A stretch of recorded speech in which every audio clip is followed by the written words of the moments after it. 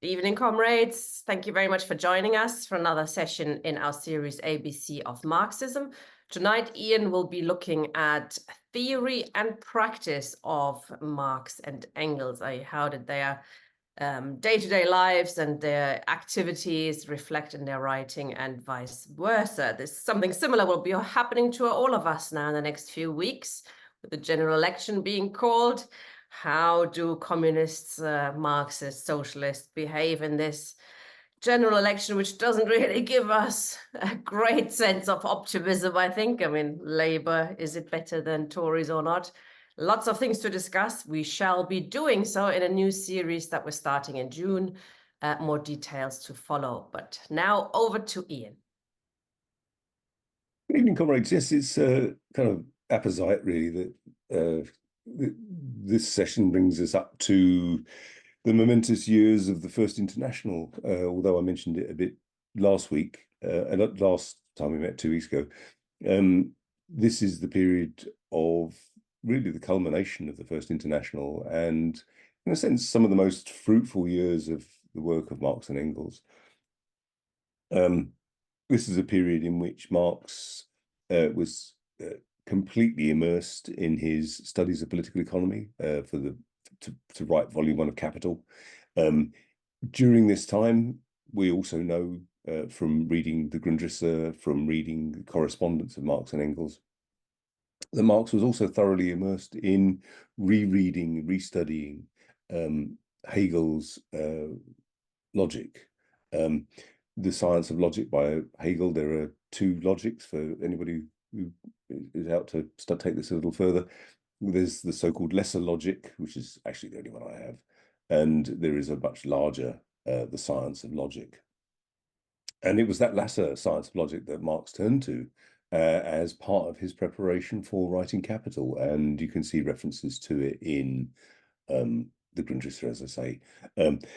So an intense period of study in both philosophy and the critique of political economy, and of being immersed in empirical data about everything from the kind of minutiae of reports of the Factory Acts through to reading and rereading many of the kind of classical political economists.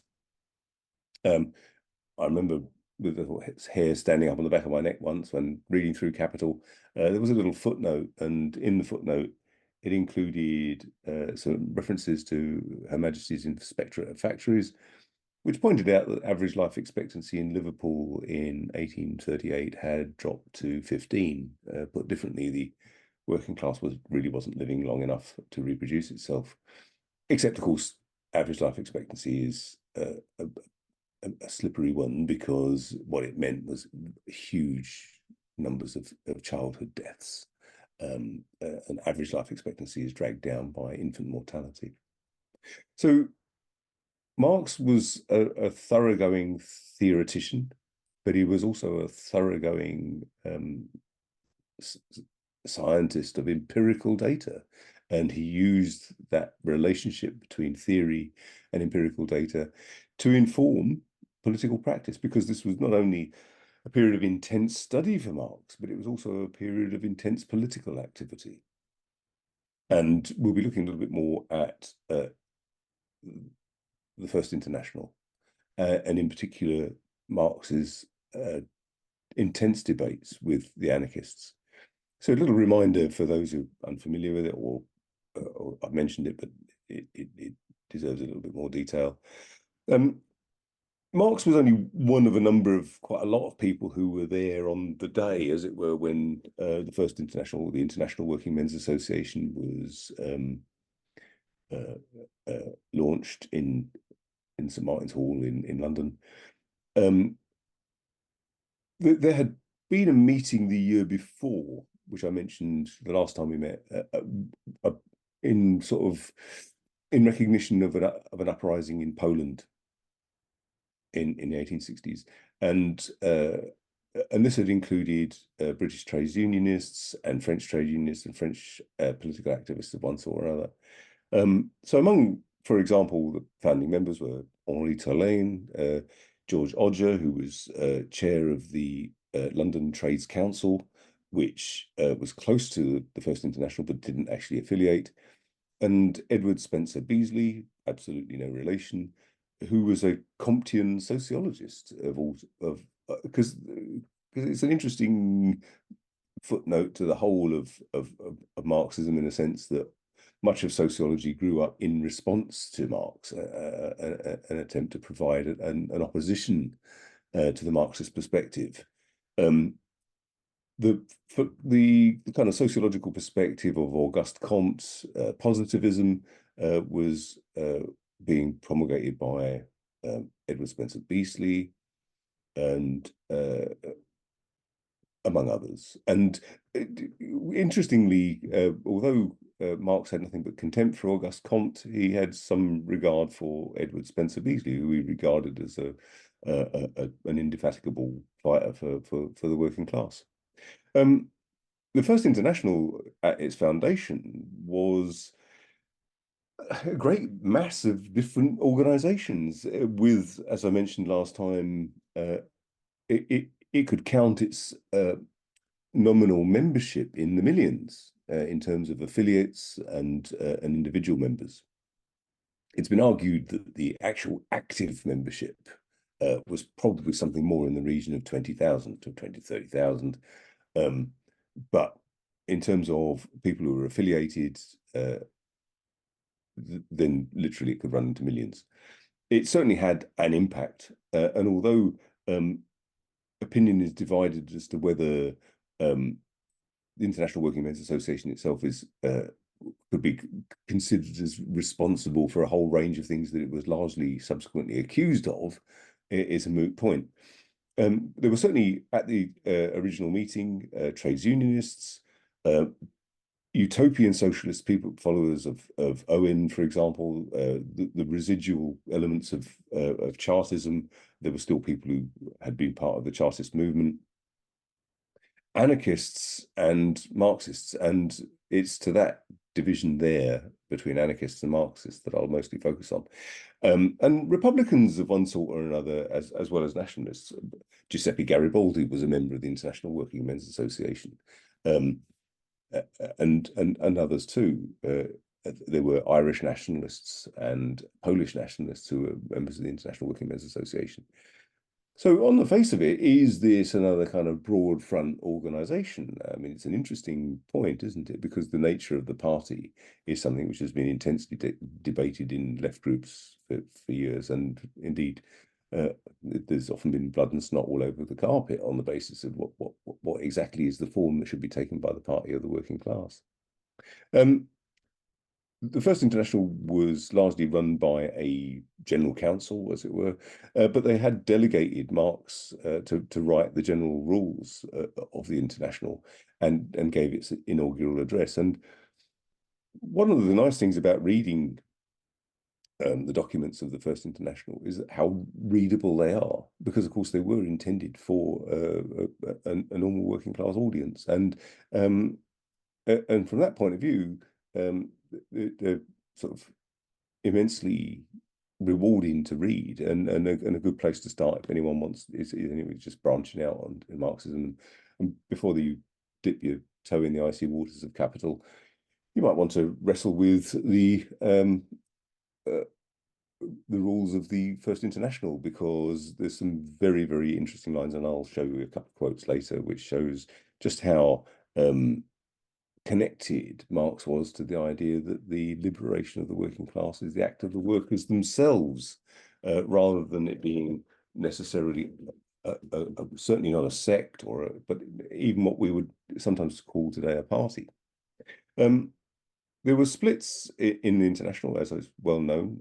By 1873, the headquarters of the International was moved to New York, so effectively to close it down, because it had become split, it had become effectively taken over by anarchists.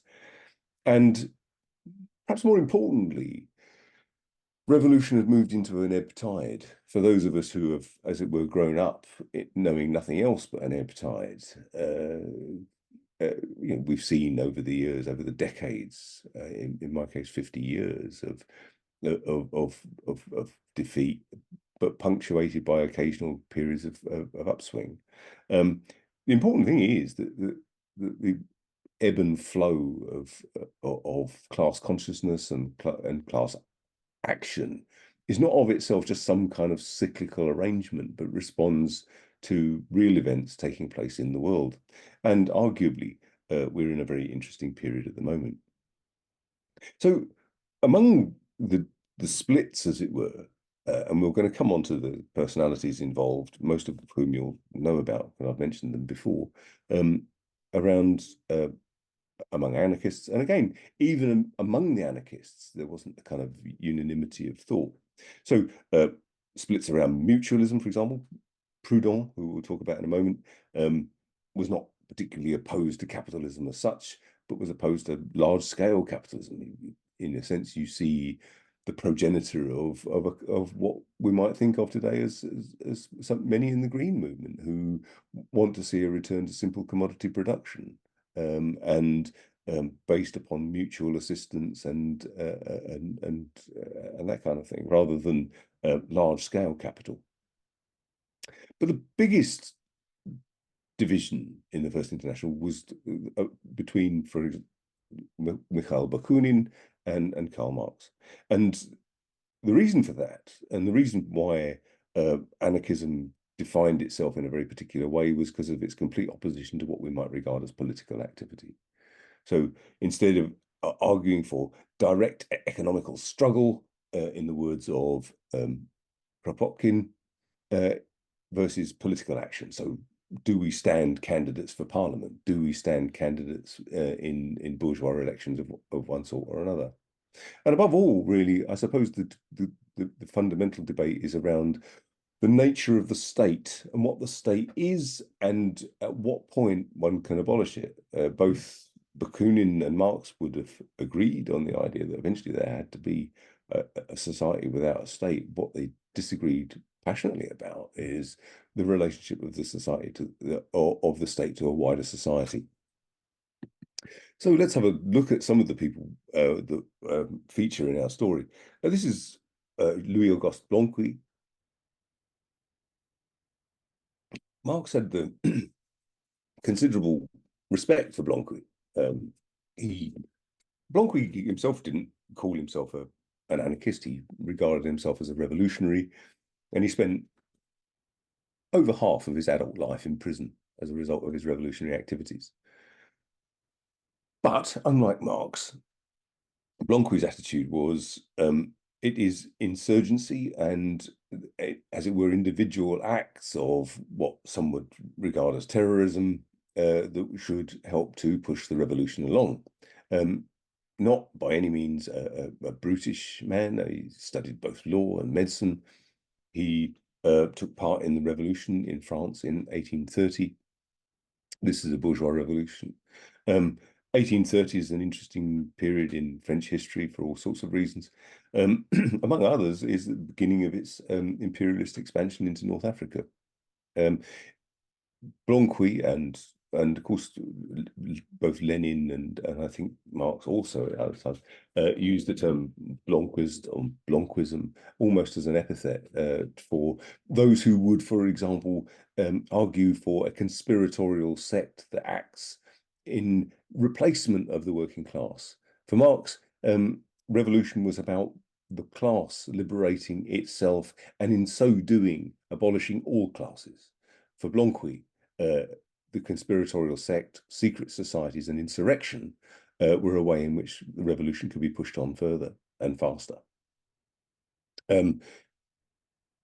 Clearly, a courageous revolutionary, condemned to death in 1840, which was later commuted, released following the revolutions of 1848, resumed his revolutionary activity, and sentenced to 10 years, and so on.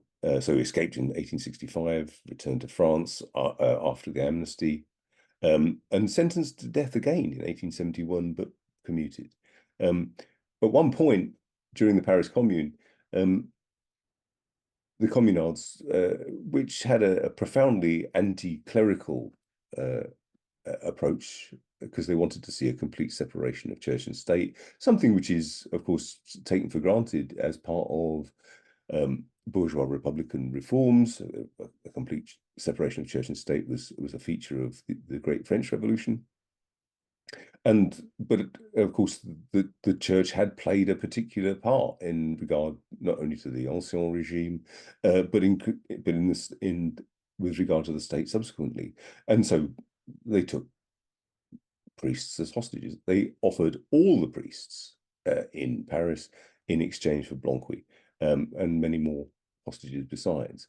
The state refused, and Blanqui remained in prison. And the person who first called himself an anarchist, Pierre-Joseph Proudhon, those are his dates, printer, compositor, and Freemason. You have to remember that Freemasonry at this time was actually regarded as a progressive, even radical, a progressive and radical element. Anyone who's watched Mozart's Magic Flute will be aware of the Masonic imagery in Mozart's Magic Flute. And it's abundant everywhere throughout the opera. Why was Mozart a Freemason? Because Freemasonry was effectively to make a religion out of reason.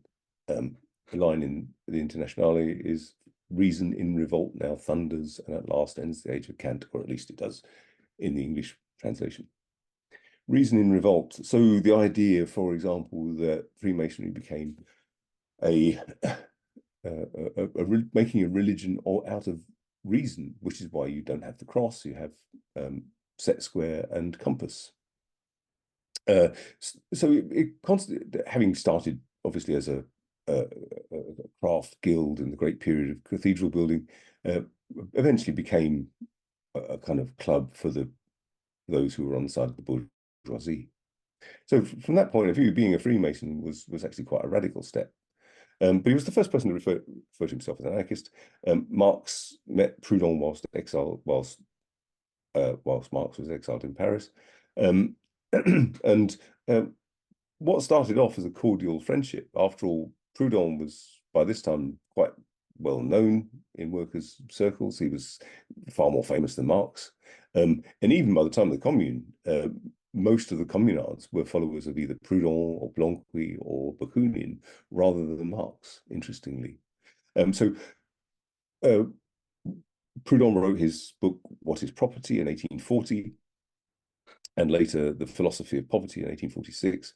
And their friendship broke down because Marx not only criticized Proudhon as being, a rather poor Hegelian, but also disagreed completely with what he regarded as his petit bourgeois anarchism, and moreover, the absurd suggestion that, for example, all property is theft.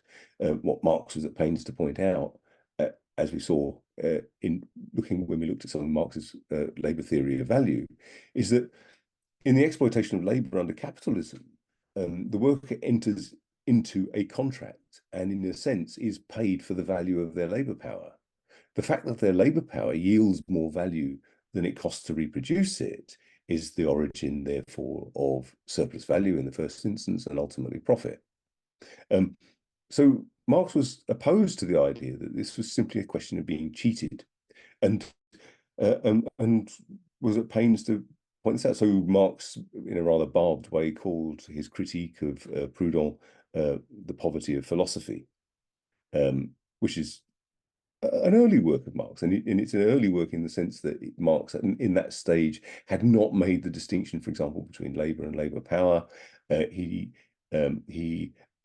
also, you could argue, in the poverty of philosophy, it seemed to go along with the idea that capitalism would eventually end up in the complete immiseration of the working class.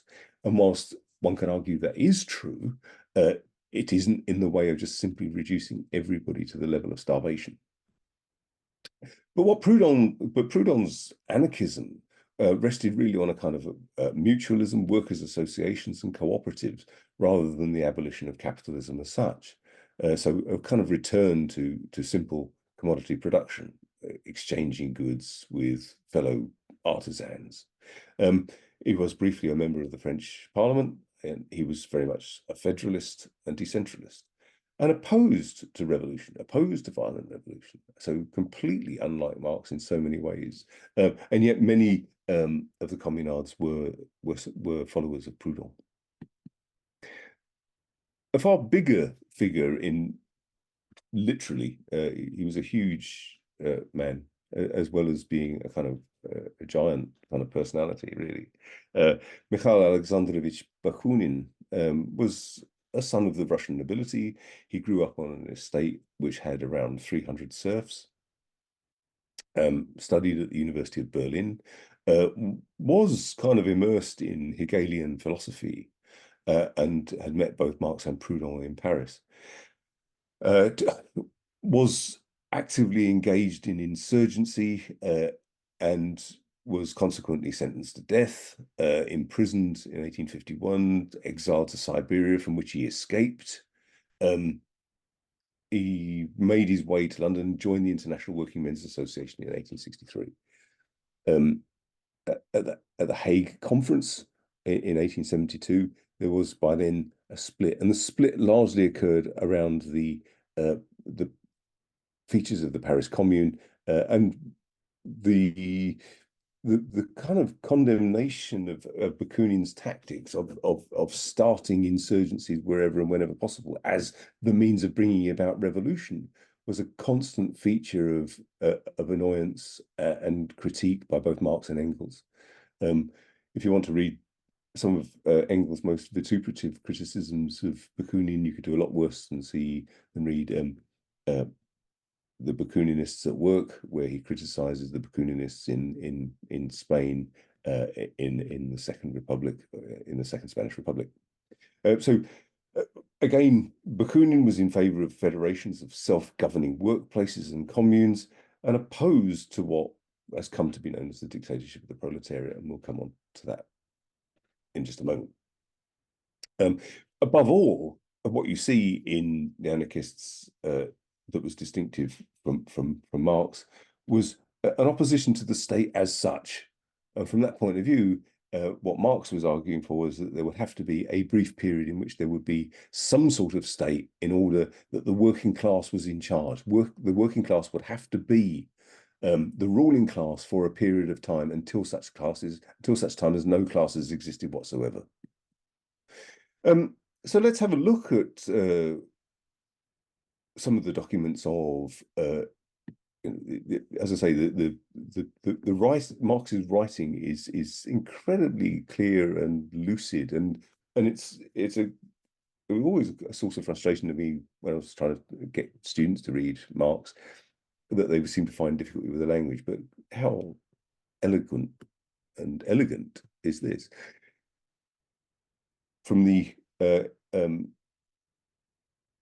rules of the First International, considering that the emancipation of the working classes must be conquered by the working classes themselves, that the struggle for the emancipation of the working classes means not a struggle for class privileges and monopolies, but equal rights and duties and the abolition of all class rule.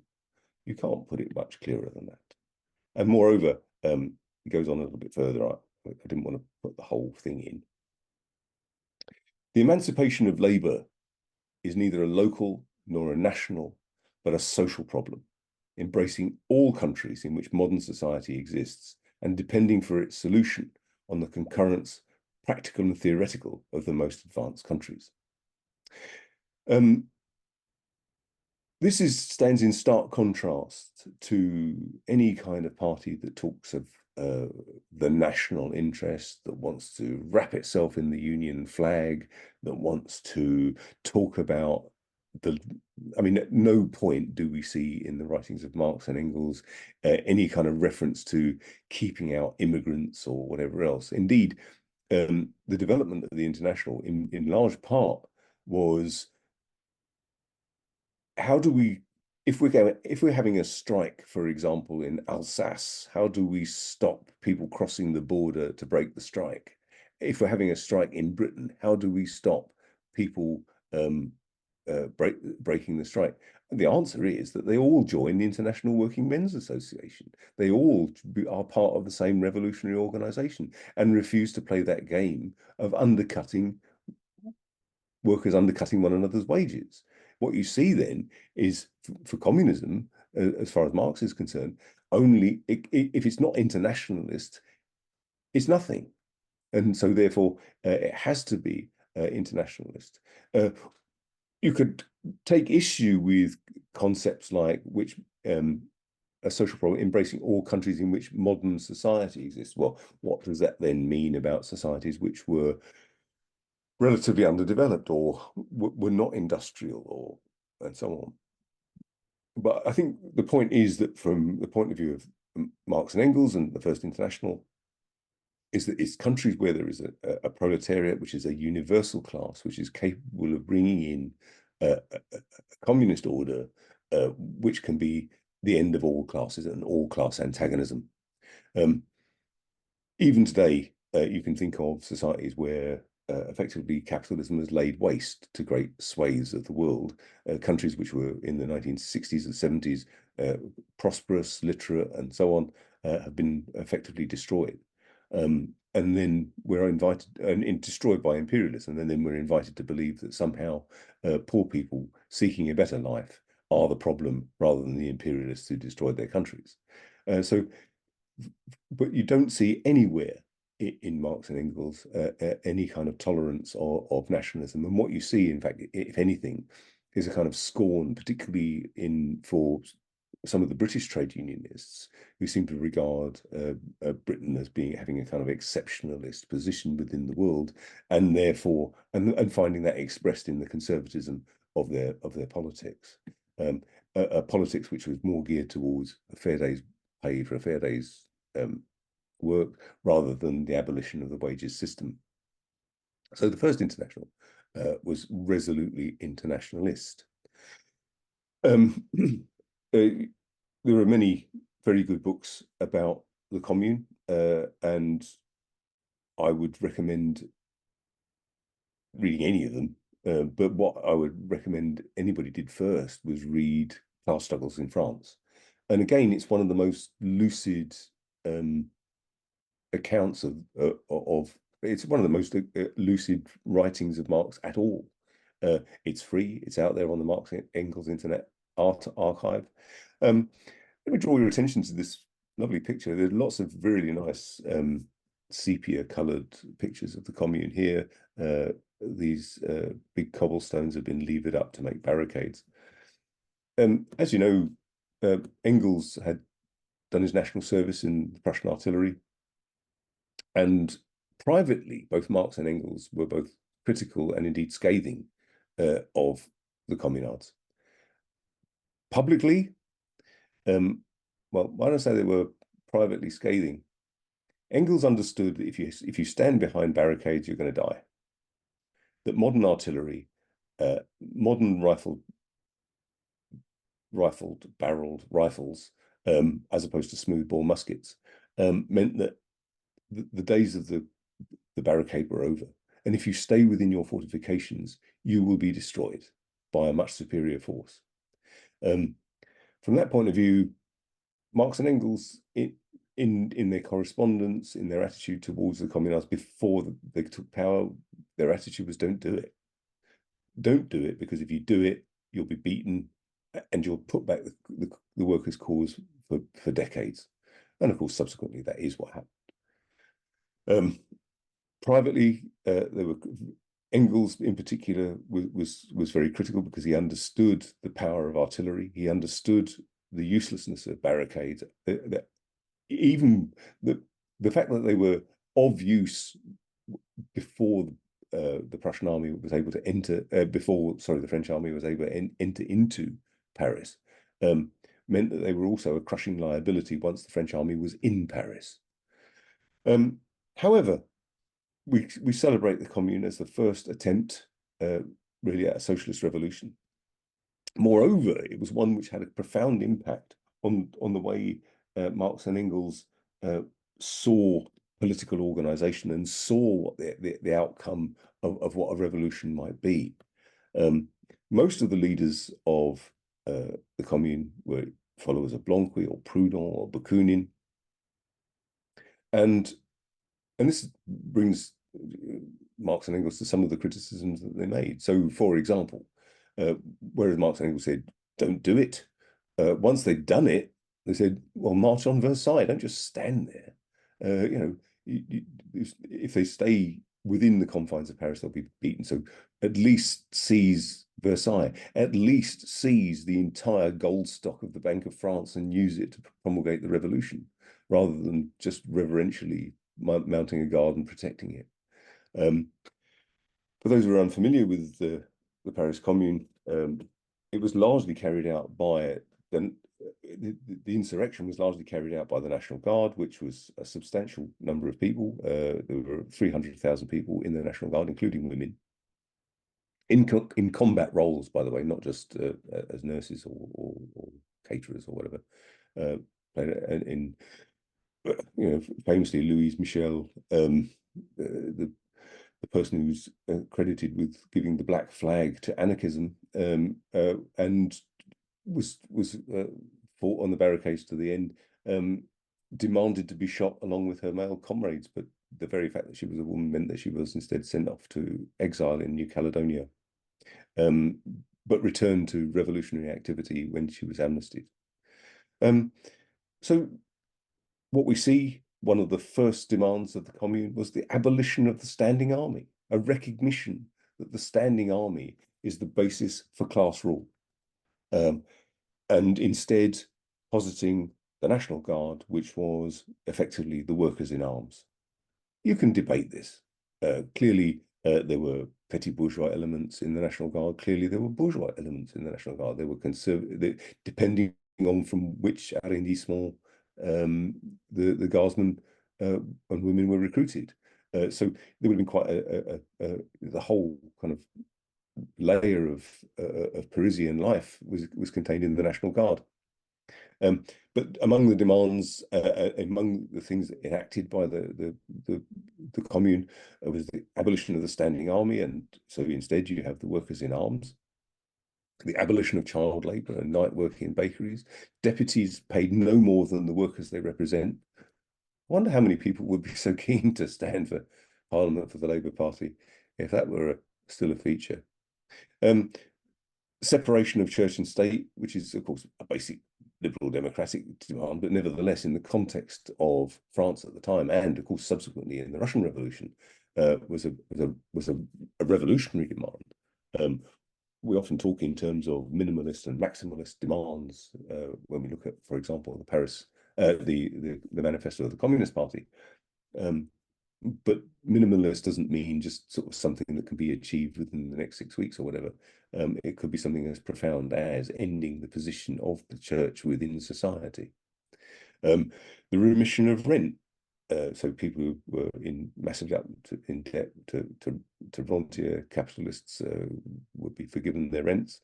The recall of deputies. So instead of having to wait 5 years or 4 years to put your mark of illiteracy on a piece of paper to somebody who wasn't accountable to you, if your deputies did not vote in the way that you expected them to because you'd mandated them to do that, you could recall them and remove them from office. A free return of all workers' tools from pawn shops. The abolition of the death penalty. Famously, the National Guardsmen brought the guillotine out and publicly burned it. Opinion is divided about how many of the communards were slaughtered after the Bloody Week, or during the Bloody Week, the final denouement of the Commune. Some have tried to play it down. I think, looking at some of the wilder exaggerations and looking at some of the attempts to play it down, I think a reasonable estimate for the numbers killed in the Bloody Week was about 15,000. Many of those were extrajudicial executions. Interestingly, photographs played a curious role. If you look at those faces of those people on the barricade there, these photographs were available at the time and were used subsequently to pick out who would be executed. Is that you standing there on that barricade? and then they might be shot straight away, or certainly prosecuted and sentenced to death judicially. Many of the judicial sentences to death were subsequently commuted, and typically what then happened is that they were shipped out to places like Devil's Island or New Caledonia or various other places. But it's reasonable to say that about 15,000 were killed in the Bloody Week, which is far dwarfs the Great Terror, for example, during the Great French Revolution, which is no more than about 5,000 people. And most of those, of course, were revolutionary factions pitted against one another, rather than the idea of workers just simply rounding up the aristocracy and chopping their heads off. So the Commune put forward for the first time a kind of direct participative democracy, one in which deputies did not get paid more than the people they represented, and were subject to recall at any given time. What also is very striking about it, and because of the impact on it, I mean, the manifesto of the Communist Party was treated by Marx and Engels as a kind of historical document after the revolutions of 1848, and they didn't feel that they could muck about with it too much. The one amendment they did make to the manifesto of the Communist Party was in the light of the experience of the Paris Commune. The figure that you see lying on the statue that's being kicked over, in the words of the Redskins, kick over the statues, is the figure of Napoleon in kind of in a Roman toga with a laurel wreath crown on top of the Vendôme column after it had been blown up and knocked over. Interestingly, the person who proposed blowing up the Vendôme column, because it was a symbol of nationalism and war and tyranny, was subsequently not only imprisoned but made to actually pay for its rebuilding. And there's this quote from the preface to the 1872 German edition of the Communist Manifesto. One thing especially was proven by the Commune is that the working class cannot simply lay hold of the ready-made state machinery and wield it for its own purposes. So here we have the idea that the ready-made state machinery is not suitable for bringing in socialism. Does that mean we don't stand candidates? What you see time and time again in the writings of Marx and Engels is that they've advocated standing parliamentary candidates anywhere where you could push forward the interests of the working class, particularly if it was, for example, the establishment of a republic, if it was for the establishment of an extension of the franchise so that workers could have a say, if it was for freedom of expression, any of the gains that could be won through elections, they push forward in the interests of the working class.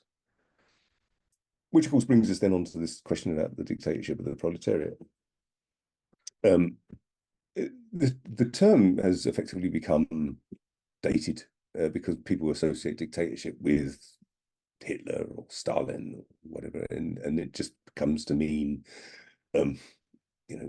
brutality and no accountability. Marx and Engels were both thoroughgoing classicists and understood dictatorship in Roman terms. That is to say, a dictator could be appointed in ancient Rome for a period of time to avert a particular crisis. If there was an army at the gates of Rome, for example, and that dictatorship was temporary and could be revoked. They still remain subject to the Senate. Here, all that the dictatorship of the proletariat means from the point of view of Marx and Engels is that for a brief period of time, there would have to be a state, if only to stop the old ruling class retaking power. And Engels maybe have over-gilded it somewhat, because after all, we're not necessarily talking about the Paris Commune as being a huge expression of proletarian power. Many of them were artisans and so on.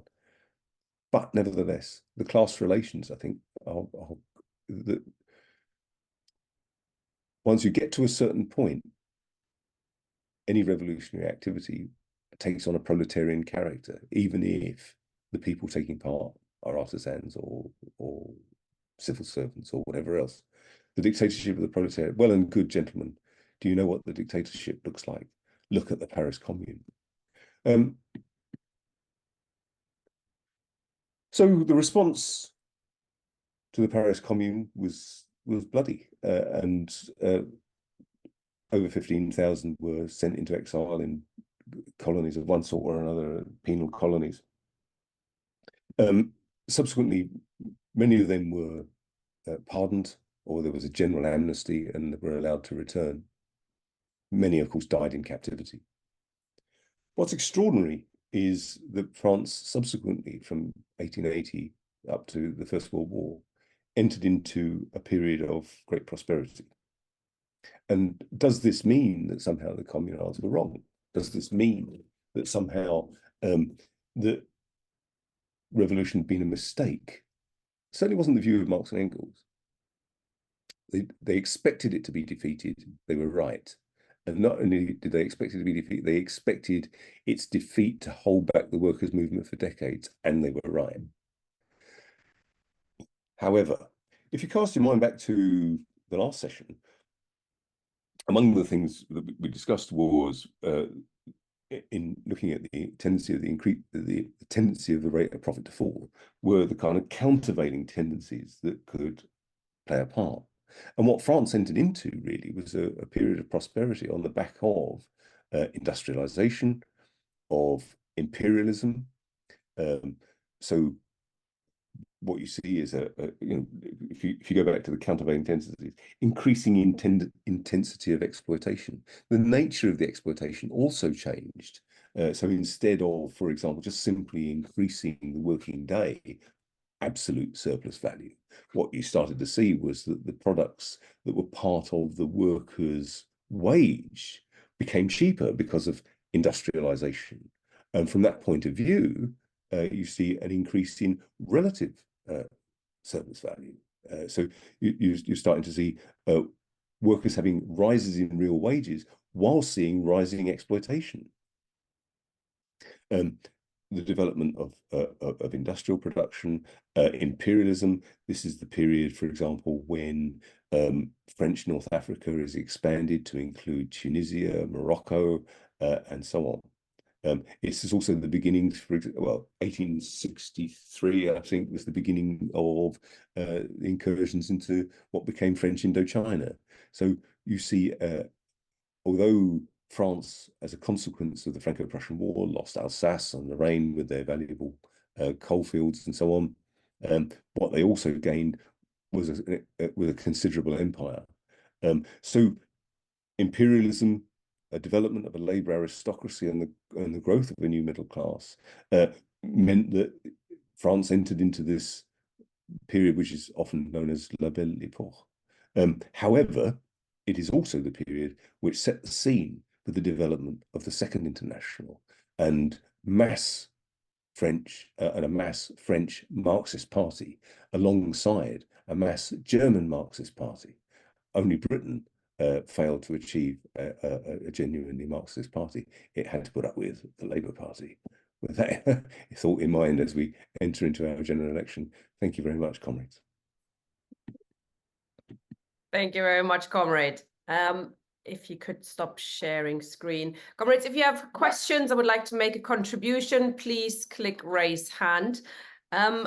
It was a really very interesting introduction, Ian. I think I especially liked your very powerful and passionate defense of internationalism. And I wonder what organization you had a little go there while you were talking about those on the left who are in favor of immigration controls. And I think, yes, it's our dear George Galloway and his Workers' Party, who's got quite a terrible program. But we'll be revisiting that question. Interesting, the question, the tension between the anarchists and the Marxists. So if you've watched Oppenheimer, that very expensive film, and you're a Marxist, you will have, like me, sat in your seat like, what the hell? You know, when they're saying they're showing off about their Marxism, and the young lady who's being flirted with says, "Oh yeah, I know Marx. You know, he said all property is theft," which is quite clearly not Marx. And Marx really argued against that at length, as you pointed out. And it's also interesting, you know, all these. I mean, Proudhon's ideas of cooperatives, mutuals, and all those. I mean, it sounds quite democratic, doesn't it? It sounds quite good, and you see it a lot around now. Still, it is a very common thing that the left, you know, that's what we should be fighting for, and it could be part, isn't it? It could be part of moving towards a socialism, but it is not.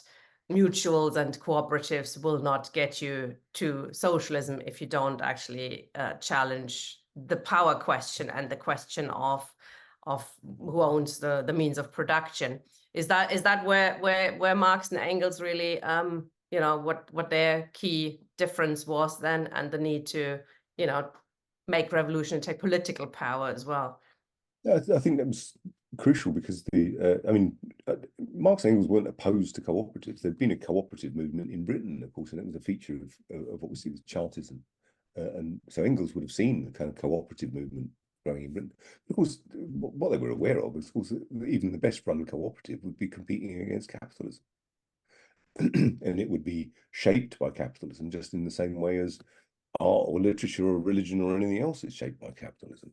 And so the cooperative movement, whilst it would have been, you know, part of that schooling of working class activists like the Chartists, like the Social Democratic Federation, although they were scathing in their criticisms of Hyndman and others, so they weren't hostile to cooperatives as such, just scornful of the idea that cooperatives on their own could constitute a way in which you could have a sort of a peaceful transition to socialism on the basis of a return to simple commodity production. Because quite apart from anything else, abundance is a requirement for socialism. What you see in the manifesto of the Communist Party, there are parts of the manifesto of the Communist Party that are some of the most ringing endorsements of capitalism available. You know, they talk about the way in which it's swept away the idiocy of rural life. This is the way in which capitalism has hugely increased productivity to the extent that, you know, we can achieve so much more than we could under feudalism, swept away, as he calls it, the motley feudal relations that bound man to his natural superior. Capitalism, from that point of view, has no greater fan base than Marx and Engels. However, they also recognise, particularly Engels, having been taken by the hand and led through the horrible streets of Manchester, watching the suffering, particularly of the Irish population in Manchester, of just how capitalism was also destroying people's lives, and that wasn't going to be solved by a cooperative, however good they were. I mean, Owen himself. I mean, if anyone's ever in Scotland, please go and have a look at New Lanark. It's a wonderful place to go and visit. You see Owen's factories there. I mean, they were model factories, and probably for the period of time, they were magnificent places to be, and kids could get an education and the rest of it. But he didn't stop him tyrannizing over workers' lives, and they still got told off for being late for work, and they could still get sacked and all the rest of it. Absolutely. Bakunin is also an interesting one. 100 people. I mean, he thought there should be a, you know, instead of a revolution, you basically have a secret society of 100 people who run Europe on behalf of the working class, on behalf of the people, and that would sort it. And maybe he should be on top of the 100 people and lead them. You know, I mean, they're all these people with their blueprints for what it should be like. I mean, they usually see themselves at the top of the pyramid, don't they? And of course, you can't get rid of them. Reminds me of a few anarchists still around. But how? I mean, for example, compared to today, when, you know, I mean, there are a lot of differences on the left, and you see the way the left talks to each other. It's if it talks to each other at all, it's more like, well, let's unite and forget all the differences we have. Usually they don't talk at all, but when they do get together, it's all hush hush. Let's not talk about what divides us, but what unites us. The famous maybe 90%, but 95%. I think Marx and Engels had quite a different view of that, didn't they? I think that's the importance of the idea of the liberation of the workers being the act of the workers themselves. Pointed out that when the manifesto of the Communist Party was published, there was no such organization. The party meant the workers themselves, particularly those politicized. Now, the class, as we've mentioned before, is not just a group of who have the same kind of social standing, as it were. Notions around class are often distorted by sociological conceptions. The fact that Marx was quite friendly with a follower of Comte shouldn't change our minds from the fact that Marx was deeply scathing of sociological ideas, in the sense that a class wasn't just all the people who happen to do a particular job. It was those who have nothing else to sell but their labour power, but more importantly, becomes a class for itself when it becomes a collective, when it starts to realise that historical destiny. And from that point of view, the proletariat, which has never been bigger, is merely a nascent class at the moment. It's one which has yet to come into being. And from that point of view, most of the sects have a kind of abstract relationship to the class, where at best they're kind of playing a guessing game as to where things are going to go. It's interesting that Marx and Engels didn't just keep a party going for the sake of it. They were active in political organizations and intervened politically when there was a flood tide in the class struggle. That doesn't mean to say we should all just sit about and wait for the class to get really browned off.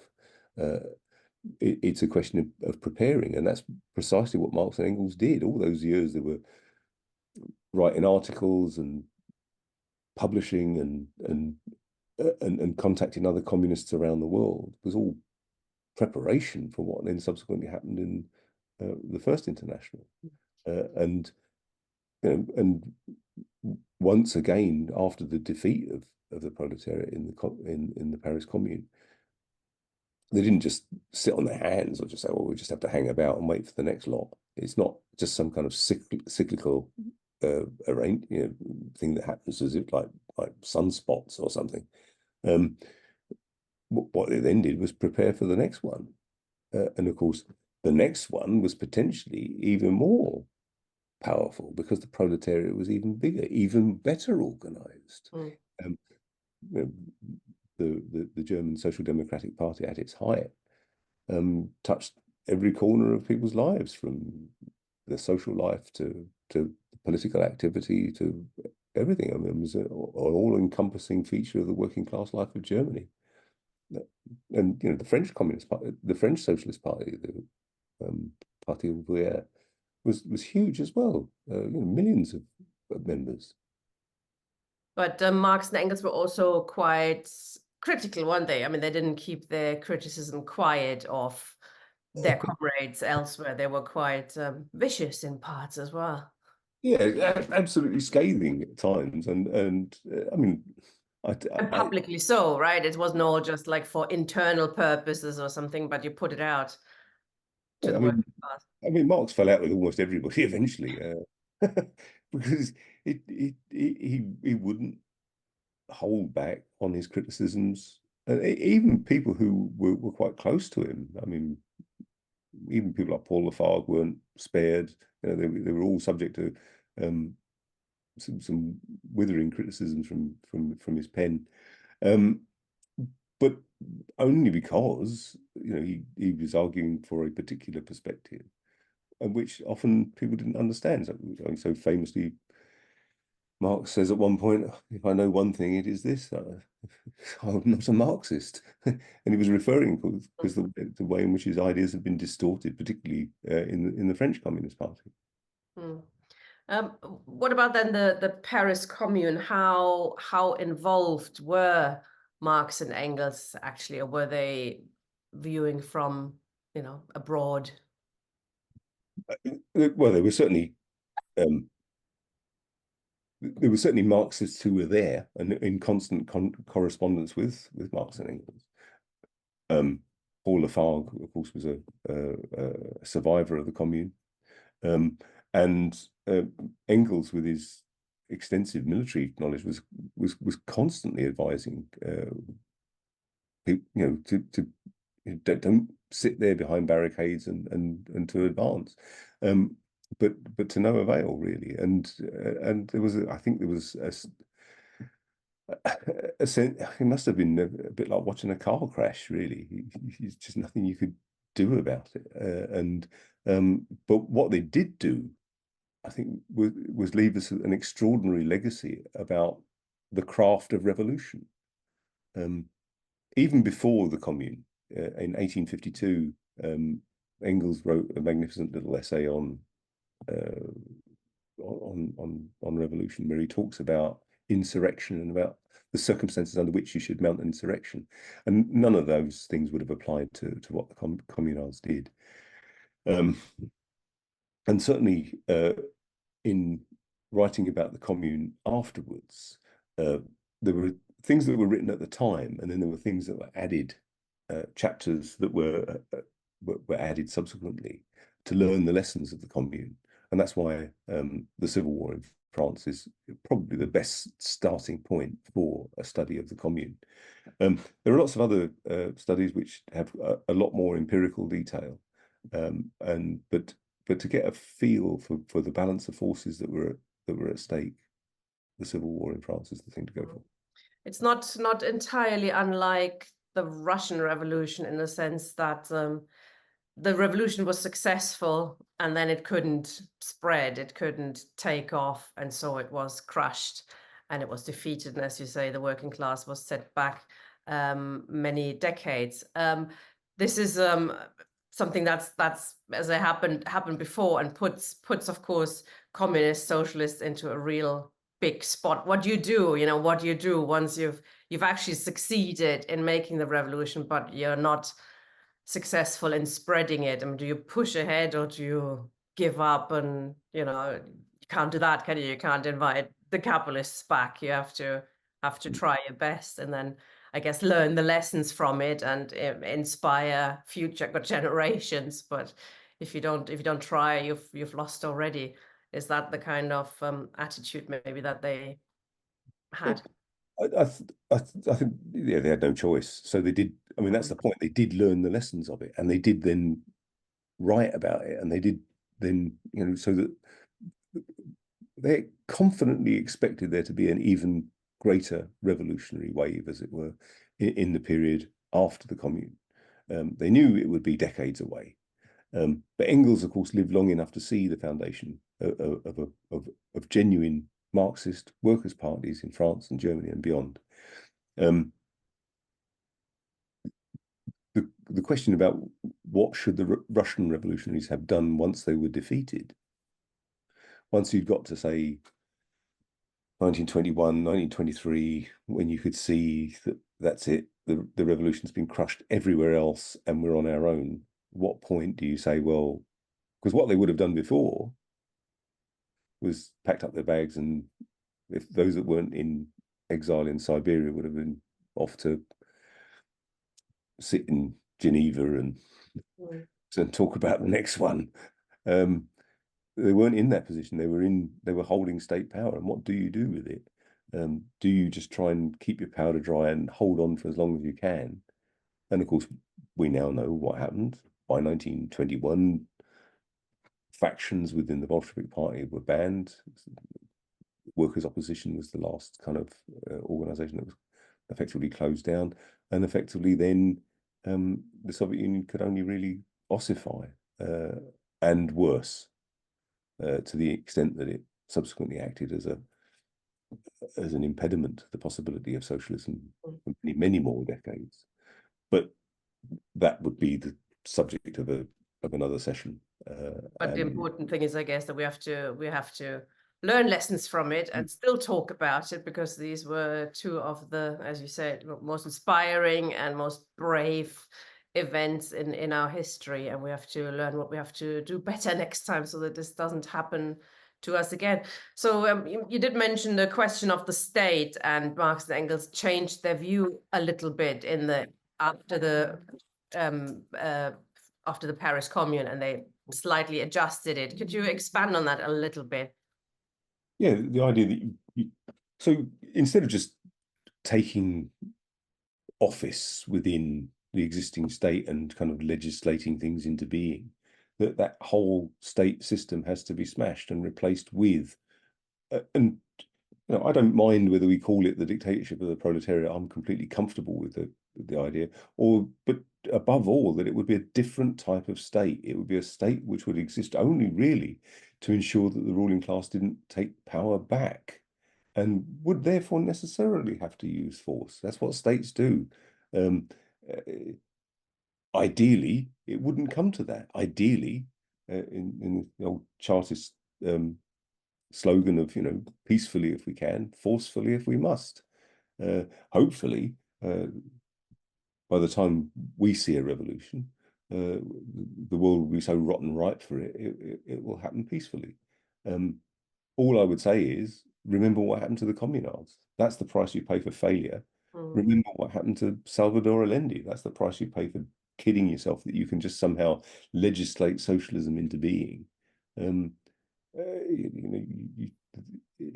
when Engels writes passionately about the importance of getting insurrection right, it is with the full understanding that good militants will just simply be slaughtered in biblical numbers if the bourgeoisie is challenged and not overthrown. Thank you. We've got a question in the chat, which I'll just read out quickly. Oh, sorry, on the dictatorship or the proletariat. Yes, I was going to say, Hal Draper has actually written a really interesting book on this question, a dictatorship or a proletariat. And I know you say it sort of implies we have to take over the state for a while, etc. I mean, Hal Draper finds only, I think it's 8 references of that phrase in Marx and Engels, and says, according to them, it doesn't mean anything particular in terms of we're going to have to crush the counter-revolution, we have to do this or that. It just means literally the rule of the proletariat, the rule of the working class. But yes, that could be the form of a state, but it doesn't imply, we have to do A, B, C, and Marx and Engels were not very keen on blueprints on that matter as well, were they? No, and that's why, in the sense that the phrase has kind of outlived its usefulness. It's only useful because it contains within it, if you're familiar with the classical interpretation of a dictator in ancient Rome, of it being transient. It's a you only need it for a brief period to make sure that the ruling class doesn't come back into power, and the idea is then that the state eventually withers away. The reason why the argument with the anarchists was so bitter, in a sense, was because the anarchists would insist that the state has to be abolished immediately. Marx's argument was that they fail to understand what the state is there for. The state is the organization of violence by the ruling class. From that point of view, to abolish the state and not change the social conditions which lead to a ruling class is absurd. You have to change those social conditions, change the proletariat has to become the ruling class first. And only for that brief period before it abolishes all classes. Because the state is not something you can just chop off, is it? I mean, it is a social construct. It is part of everything. I mean, they've shown this with the bases and superstructure type thing. It is very much everywhere, so you can't just take it off. One of the great advantages of capitalism over feudalism, for example, is that the contract, the idea that you own yourself. You can freely enter into contracts. The fact that the labour contract is one that you don't really have a choice in, because after all, we all have to sell ourselves as the only marketable commodity we've got. But the fact that you own yourself, you're not a serf, you're not a slave, is a huge advance for humanity. The fact that the downside of that is that, as Rousseau put it, man is free but everywhere in chains. The fact that the corollary of that is that you have to sell yourself. All your relationships then take a contractual form rather than being direct and personal and human. It's a huge step forward from the particularism of feudalism, but it's not a truly human society. You would certainly want, for a period after any kind of successful revolution, to still accept things like, the inviolability of the person. You don't want to see people arbitrarily imprisoned. You don't want to see people arbitrarily deprived of their property, arbitrarily deprived of their freedom. When it comes to the property of the big bourgeoisie, yes, that will have to be seized and used for the common good. And not only on a national scale, but on an international scale. What do you do about a country that's been laid waste to? You just say, well, you all have to just stay there and starve, or do you permit free migration, but also say, well, we also need to develop that country. We also need to help out the people we've previously been plundering for the last 300 years. Yeah, interesting. Okay, there's to the audience now, there's a question by Murray, and I think he's actually asking a question that a lot of people will feel. What is actually wrong with the idea of all property is theft? Is it not true that the superiority of the technologies of violence are only the concrete realization of the perfection of the means of exploitation and extraction of surplus value? And they're not just robbing us. It feels like that. I mean, yes, it feels like that. The point is, though, that contractual form is also real. If you were to try, for example, to say, well, we're just taking over the factory and we're going to run it for ourselves, and the profits are going to be evenly shared. You're up against the simple fact that the capitalist owns the thing, and owns the thing legally. They haven't just stolen it at gunpoint. There is, of course, and it's some of the most readable parts of Capital are the chapters on primitive accumulation, where Marx points out that in the early period of capitalism, that primitive accumulation, that capital was often on the basis of forced expropriation, whether it's the dissolution of the monasteries, so therefore the land gets parceled out by the king. We'll give you this piece of land. It used to belong to the priests. Now give me X pounds of gold, and I'll make you a lord or something. So you see that kind of primitive accumulation. You see other forms of primitive accumulation in for example, the enclosures of common lands.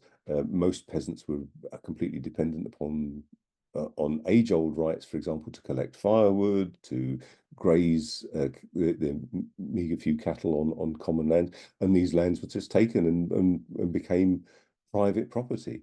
So the early period of capitalism was a period in which people were violently expropriated, and a socialist society would expropriate the expropriators. But if you look at the daily basis on which Amazon, for example, extracts a surplus from its working population, it's not on the basis of pointing a gun at their head and saying, you'll come and work here for 4 days a week and then you can go and earn your own money somewhere else. It's on the basis of a contract freely entered into, and one which is enforceable in law. And it's enforceable in law because you own yourself. I mean, you can get into a debate about whether you owned yourself, for example, in the Soviet Union. There is an argument that was kind of semi-forced labor. You didn't have the right not to go to work. But that's a whole different debate, and we can have that later towards the end of the series. I also think though that it is this idea that, all property is theft, and which is linked, of course, to the conspiracy, to the sort of we have to build small sects to overturn the state, in opposition to actually a mass working class, the majority of the population, making revolution. And the more of us there are, the less violent it has to be.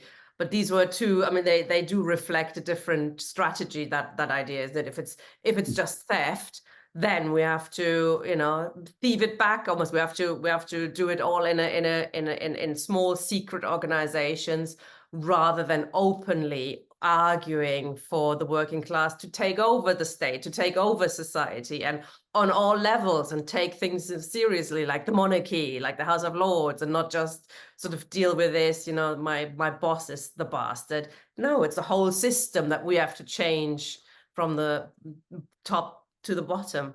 Yeah, I mean, in Proudhon's case, of course, it was, these kind of mutual associations, mutualism, where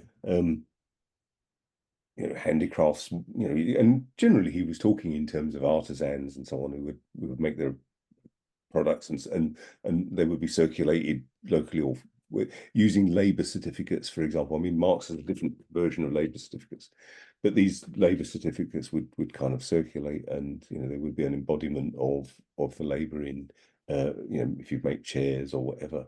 And Proudhon's schema ignores the reality of capitalism. Just ignore it, as if somehow you could just and you do see this kind of expression. As I say, you often find it in the Green Party, or you find it in some anarchist groups who just say, well, we just need to return to a series of communes, a series of collectivities, and they could just trade with one another. And in the meantime, all the real power stays in the same hands that they've always done.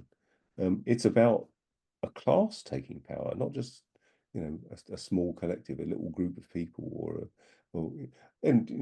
Robert Owen's. I mean, Robert Owen obviously moved to the United States, and there were Owenite communes in the United States, the very, very home of the most rapacious form of capitalism imaginable. Yeah, but they're not the answer to capitalism, ending capitalism. I mean, Murray, I know I can see you engaging in the chat, which is sometimes a bit difficult to read with. If you want to come in, could you sort of click raise hand, and then you can have a proper discussion perhaps with Ian. In the meantime, Paul Cooper, I've unmuted you. Hi, can you hear me? Yep. Fabulous. Thank you, Ian, for the interesting talk. You mentioned a couple of weeks ago, I think, about talking about Marx and Engels, that they were actually men of action. There's this idea that they just spent their time in the British Library, just writing letters to other people and writing radical tracts and stuff, but they had been involved in the revolutions of 1848, and their commentary, especially around the Paris Commune, was particularly like having experienced defeat and the consequences of that. And I think like the Paris Commune itself was had a large input from the anarchists, and they tend to view that, I think, uncritically. And it's interesting in France, because the anarchists were actually stronger than the Marxists until the early 20th century, and that was their politics generally were seen as wanting. And I don't know if there is much of an anarchist critique of the Paris Commune, and it tends to be just rah rah rah. And I think the whole notion of political dialogue and exchange amongst Marxists is too often viewed as a luxury. The idea that a lot of the kind of left groups have, that like the revolution, socialism, is going to be achieved by everyone having the same perspective, is horrendous, really. I mean, the idea that you can change society, that you can change, by a working class that has the same outlook, seems unlikely to me. The working class itself is very divided, needs to be united, but at least, like in a family, needs to learn how to talk with each other, you know, and a lot of left groups, you know, you know, internally, my memories of being in left groups, they'll be saying, oh, they're useless because X, Y, Z. And every left group, in my experience, has some amazing cadre, you know, or activists who've got a wealth of experience, which just gets kept within narrow confines. And the whole activist left, if you doesn't get the benefit of their experience. And I think on the left, you seem to get either one extreme or the other. You've got this very rigid authoritarian view of other left groups, or you've got the extremes of you know, we have to be polite with each other, we can't upset people. And it seems to me that we need to marry the two. You know, we need to learn how to exchange about the world around us, but stay comrades and build action on that. And what we're doing now, when we meet and we talk, that's as much an action, if you like, as I don't know, organising in your workplace or demonstrations or all the sexy stuff. Really, that's my point. Thanks, Paul. I completely agree with you. I mean, for the record, I'm a supporter of the Communist Party of Great Britain and write, for example, for the Weekly Worker. But I'm under no illusions that that's the repository of all wisdom. I've cordial relations with the revolutionary, what is now the Revolutionary Communist Party, what was Socialist Appeal here in Durham. And over the years, I've had all sorts of really good comrades, everyone from Christian socialists to members of the Socialist Workers' Party, God help us, and very good comrades that I've worked alongside. I mean, I would have my own criticisms, and I'm sure they would have of me, but that's part of it, and I think that's actually an extremely healthy thing. I think the problem that the left has is when you get I was talking to one of the comrades on one of the Palestine Solidarity marches in Newcastle, and I was saying what I would join the Revolutionary Communist Party tomorrow if, for example, you were allowed to organise factions, if you were allowed to have a kind of a platform within the party. And his argument was, well, if we do that, then we'll end up having splits. But actually, the reason why parties split is because there's no democracy anyway. You can't even have a discussion. And it's one of the great tragedies, really, that a caricature of the Leninist conception of the party is what has dominated much of the discourse. Marcel Liebman's book, Leninism Under Lenin, was kind of a bit of a turning point in the way I saw the Leninist party. Marcel Liebman points out that Lenin's attitude towards the party changed fundamentally over decades. And the kind of idea that it's a sort of tightly knit group of professional revolutionaries that doesn't brook any kind of discussion, and it's anti-democratic, is completely a caricature. People disagree with Lenin all the time. He often lost votes, and sometimes when he lost votes, he would break with people and argue his point somewhere else, and until such time as he could win them round.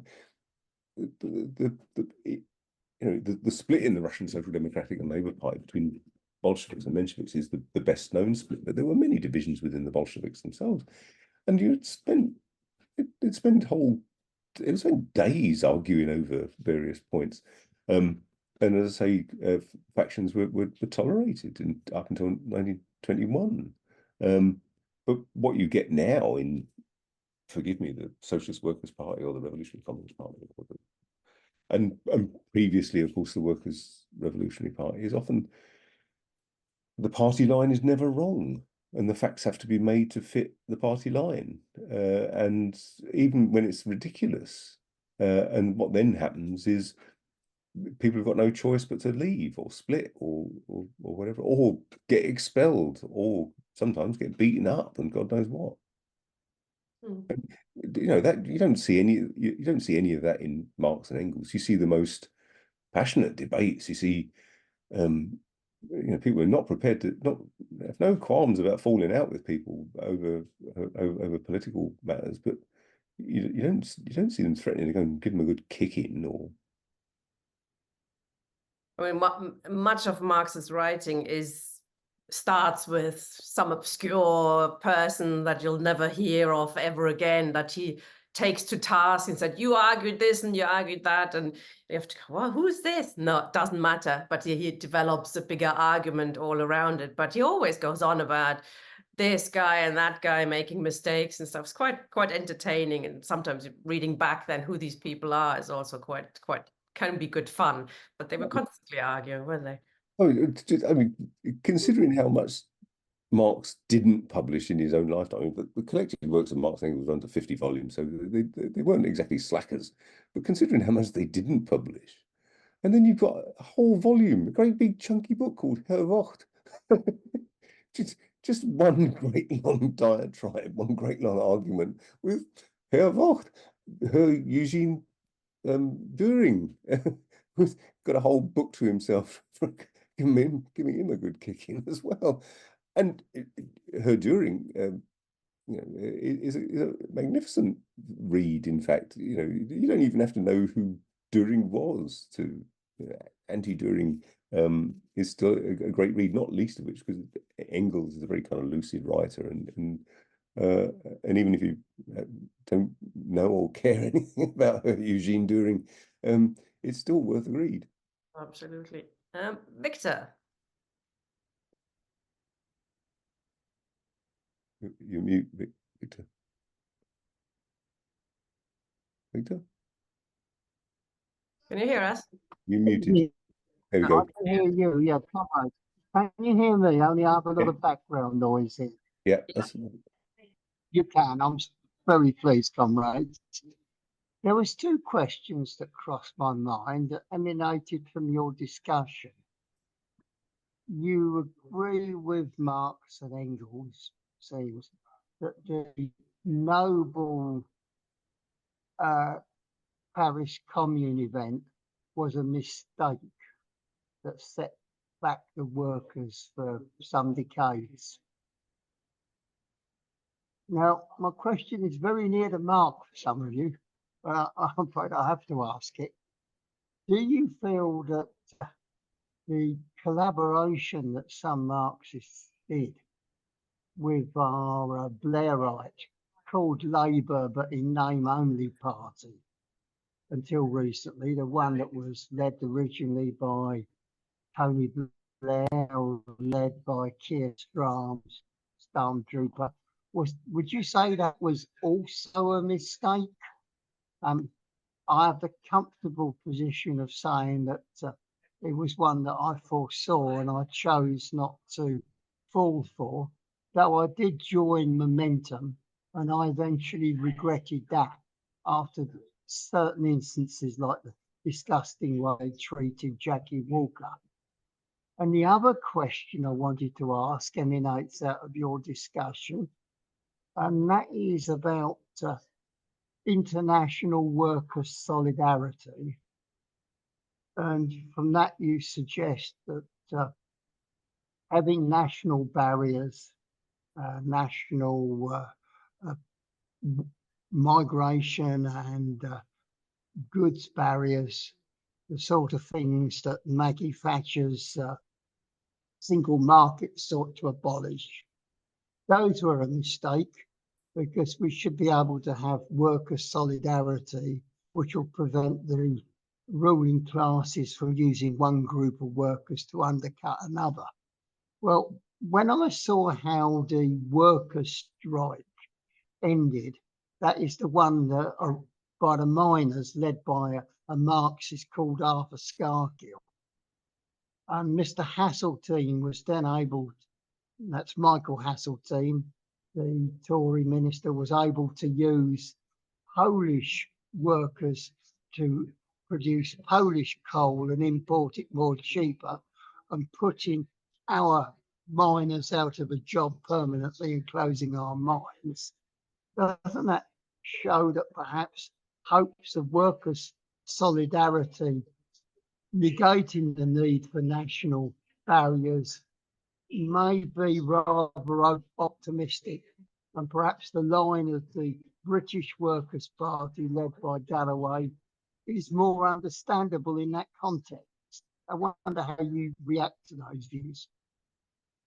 Sorry, thank you, comrades. Good questions. Yeah, no, excellent questions. I mean, firstly, I've got no monopoly on wisdom. But here's my view for what it's worth.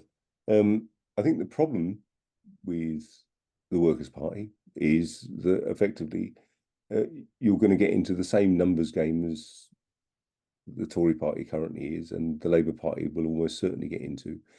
How many migrants is enough? And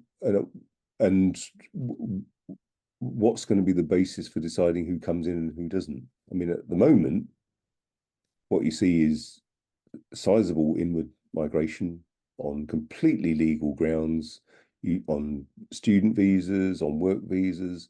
Half of the people I work with at University Hospital in North Durham as nurses come from overseas, and without them, there would be no hospital, there would be no nursing staff.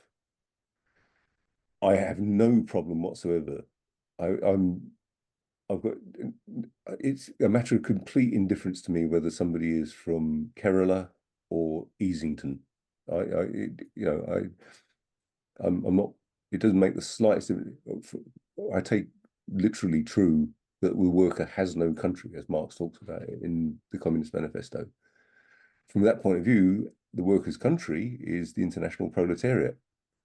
And from that point of view, any kind of attempt really then to say, well, they can come in because they're Ukrainian and therefore white, and therefore they can be resettled in vast numbers, and we'll pay for it and open people's homes and hearts and all the rest of it to Ukrainians, but not those people from sub-Saharan Africa coming across on boats.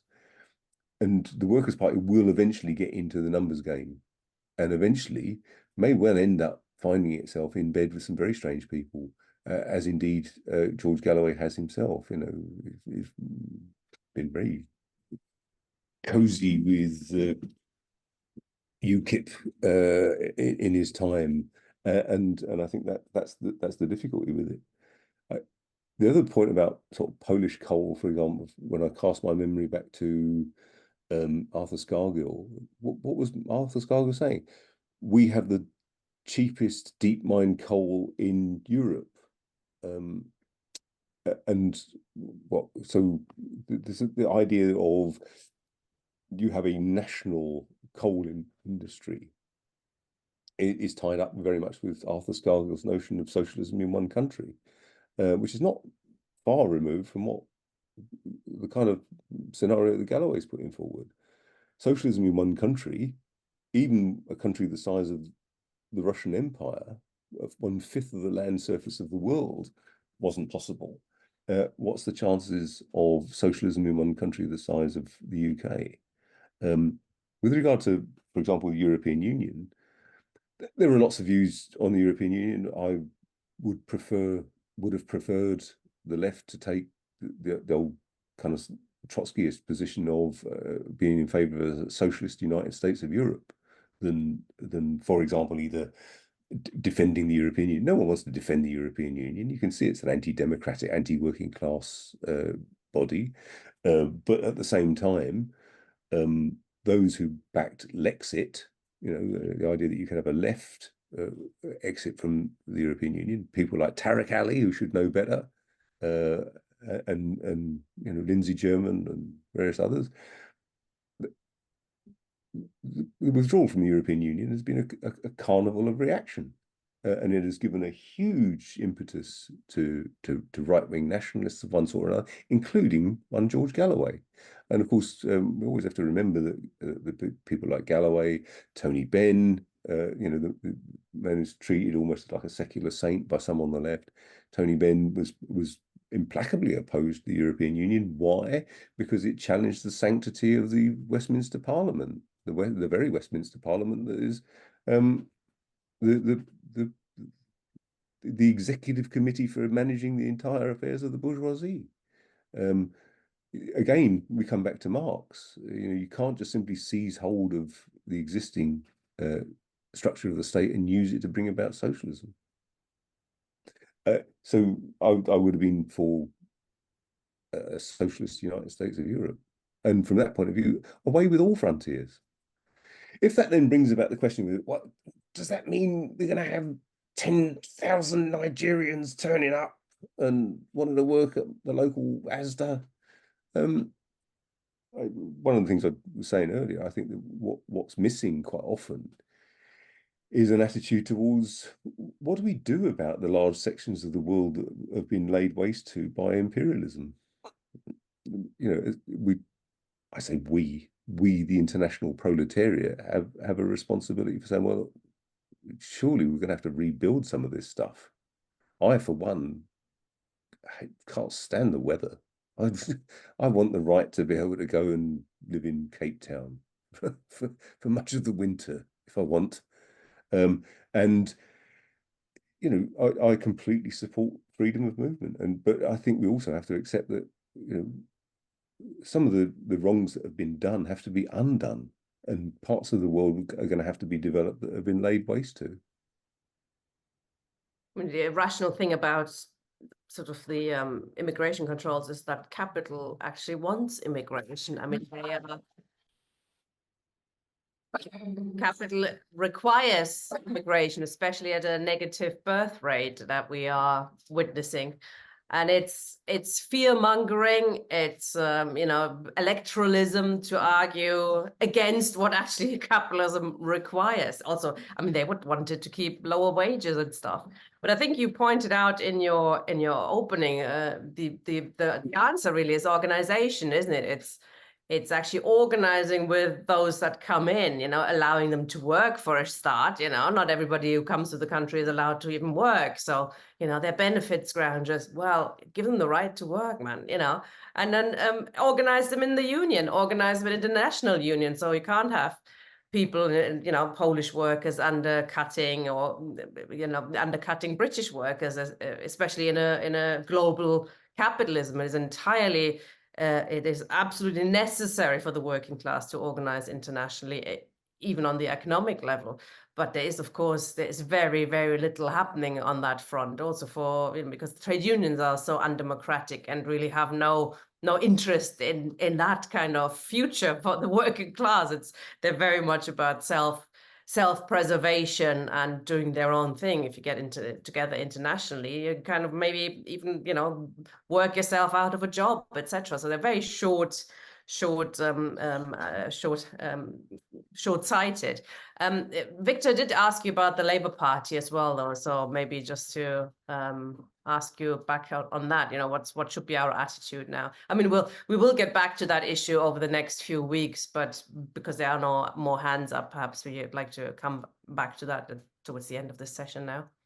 Well, I seem to recall there was a very good article in this week's Weekly Worker on this very topic. I mean, broadly speaking, I would say you vote for the candidate that are most likely to protect the interests of the working class. And that can mean, for example, in Rochdale, because of the situation in Palestine, hold your nose and vote for George Galloway. In Durham, I have no idea. I would prefer to vote for a Tusk candidate than a Workers' Party candidate, purely because of this whole question about the relations that Galloway has had with UKIP in the past, the relations that Galloway has had with people on the far right, and I'm very concerned that it will eventually form a kind of pole of attraction for a whole lot of opportunists. But nevertheless, I will always vote for an explicitly socialist rather than an explicitly socialist person, rather than somebody who's a Labour Party apparatchik. If I was in Zara Sultana's constituency, I would vote for Zara Sultana. Partly on the question of Palestine, but partly because she's, broadly speaking, on the side of the working class.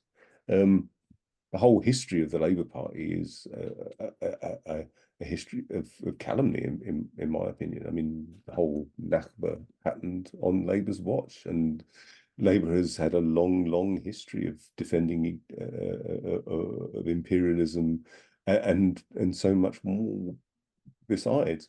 So, but you know, would I rather have a Labour government or a Tory government? I'd rather have a Labour government. If only because the relationship with the trade union means that there is the potential for the working class to win against the Labour government that perhaps isn't there with the Tory government. Now, most of the trade unions are a little more than specialist branches of human resources these days, and so it's difficult to see what will happen within the trade union movement. So However, even, sorry, no, carry on. But you know, the fact that that relationship exists means that there is at least another opportunity for some sort of leverage. So even you're saying, even with Starmer, you know, defeating the left entirely, clearing out every remnant of Corbynism, etc., does it remain what Lenin called a bourgeois workers' party for you? That's pretty much it. I mean, you can even, I'm not even sure I would call it a workers' party, bourgeois or otherwise, but it's certainly bourgeois. I think it's marginally less horrible than the Tory party. If I was in Keir Starmer's constituency, I'd be voting for Feinstein. I wouldn't be voting for Keir Starmer. I won't be voting for, if the Durham MP is, you know, a Labour place person, apparatchik, supported by Unison. She voted in favour of a ceasefire, but she's never been to a single Palestine solidarity demonstration because in the end, she's a career politician. She's looking after herself and her pension. If there's a genuine socialist standing against her, I'll vote for them. If stupidly you end up with Tusk standing against the Workers' Party, I'll just assess them on the basis of which one is the least worst, in a sense, or which one is the best. Not only we're going to have loads of independents, which some people think is fantastic. You have all sorts of people with all sorts of programs, you know, none of them united in any party. I mean, it's better than nothing if you can vote for somebody left, but it's certainly not not what is required. In my village, in my ex-mining village just outside Durham, there were 3 Labour council members, and 2 of them were defeated by independents. Neither of them has got a political thought in their heads. And not only that, but they're not even accountable to a party. And they were just ex-members of the Labour Party who got browned off, or they didn't get selected, so they stood as independents. And that's what you're up against quite often with independents. However, Jeremy Corbyn will be an independent. And I hope, and I suspect he will romp home. My only regret is that he won't give Paul Mason a right good thumping while he does it, because Paul Mason hasn't been adopted, the renegade Trotskyist. I know, that's a shame, isn't it? Okay, great. Thank you very much for this discussion, comrades. Finishing a bit earlier than usual, but that's not a bad thing necessarily. Next week, we're doing one more session of the Communist Culture Club, which I'm really looking forward to. It's in opposition to all this hoo-ha about the European Championships and Olympics in Paris, which is all about commercialism. It's all about nationalism and chauvinism. We're going to look at workers' Olympics and their sport and ours, and how it was in the past and how it could be for us. Very much looking forward to it. We've got 3 very good introductions. And then the week after, we're probably going to start something on the elections, electoralism, what did Marx, the Chartists, etc., etc. Lenin even have to say about elections. And we can also have discussions about who's worth supporting. So thank you for joining us tonight, and see you next week. Thank you, Ian. Bye, comrades. Bye.